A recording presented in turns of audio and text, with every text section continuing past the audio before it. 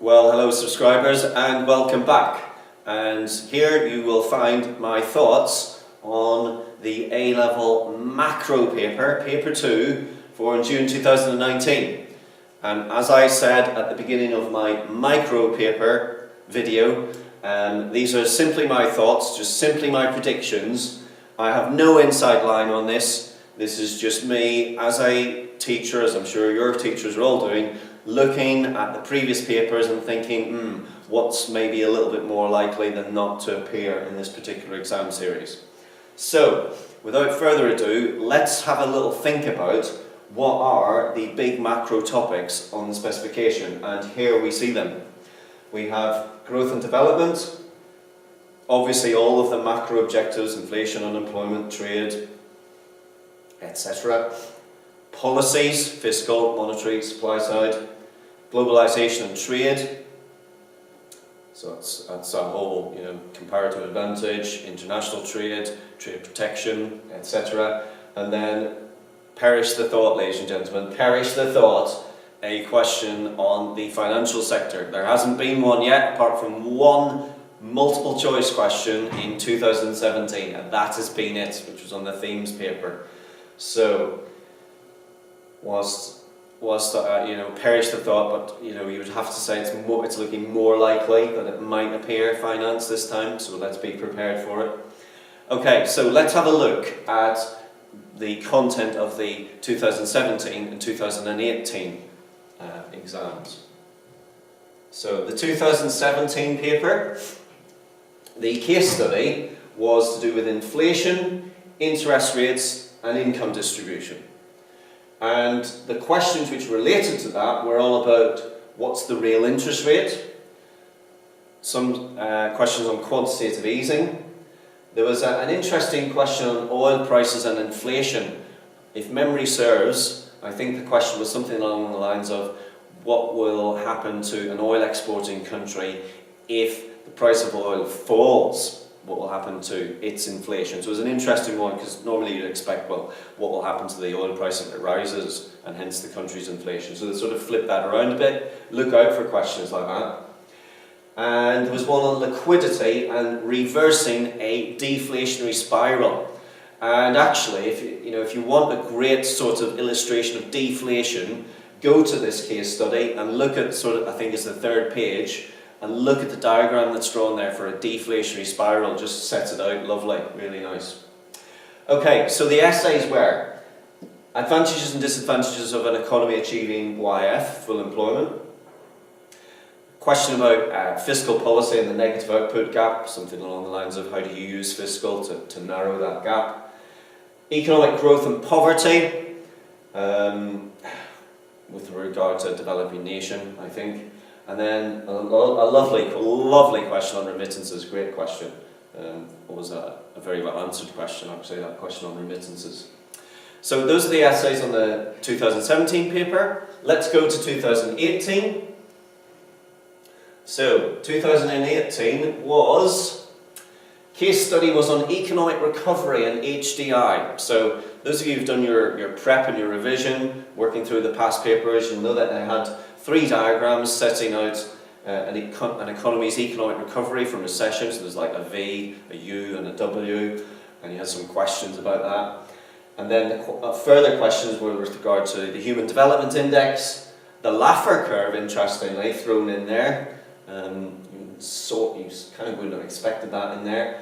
And then overseas development assistance. And again, as I said in the previous question, the way they flicked the question around, the question was overseas development assistance. You normally think, oh well, the question will be, how does assistance benefit the recipient? But actually this question was, how will it benefit the donor nation? So that was interesting, the way in which they flipped that one around. So clearly they're into flipping these things. Essays were on the exchange rate and the trade deficit, fairly standard, straightforward sort of question. There's one on deflation, was a nice question. Budget deficit and unemployment, again, nice fiscal policy type question. And then the accelerator and investment, which most people steered clear of, I think, last year. Although, if you take a look at the mark scheme, it's fairly straightforward, actually, the structure of that. Okay, So that's that. Now, let me just say something, and I said in my micro video, I mentioned this, let me just say something about essays. I've mentioned this in my previous video, so I'll keep this short, but in the evaluate statements in your specification, the one that you're working on, there are so many of them, and some of them are so obscure, and you look at it and you think, how would I ever do an essay on that? And I look at it and I think the same. And so when we redrafted the OCR specification for September 2019, we stripped out a lot of those ones which we sat around in a small room in OCR's HQ in Cambridge, thought, well, if I can't do it, how can the students do it? And so I would encourage you to have a look at, and this is the new spec for 2019, September, and you can see that the evaluate statements are, they really are few and far between. So got one here, got one here, and what I would encourage you to do is to go through this new spec and to ensure that you could answer all of the essay questions, all the evaluate statements on the new spec. And I think that would be much more helpful than just looking at the current spec that you're looking at, because a lot of those, the chances of them appearing are now on zero, I would think. And I'm not saying that because I've got an inside line on this, it's just my feeling really. Okay, let's get back then to the 2019 macro paper, the big reveal. What do we think, or what do I think? So, case study wise, perhaps one on unemployment, where questions could focus on fiscal and supply side policies, because that would cover off some blanks previous that haven't been covered as yet. There's been nothing really on globalisation, international trade, protectionism, and there's been nothing really on interest rate and exchange rates. So questions could be monetary policy related, interest rates, so how does the interest rate relate to your trade balance, and then how does that relate to the wider global economy. And obviously the final one, something on finance. Now the chances of you getting a whole case study on finance, well, touch wood anyway, touch wood ladies and gentlemen, I would think that's pretty much zero as well. However, will you get a financial sector essay? Fair chance you could get a financial sector essay. Now I've done a few videos recently on some of the evaluate statements from the specification with regard to finance. So if you haven't checked those out, take a look at them. Other things which might appear, which haven't appeared before, something on economic growth has not appeared. Trade, remember the Brexit referendum, June 2016.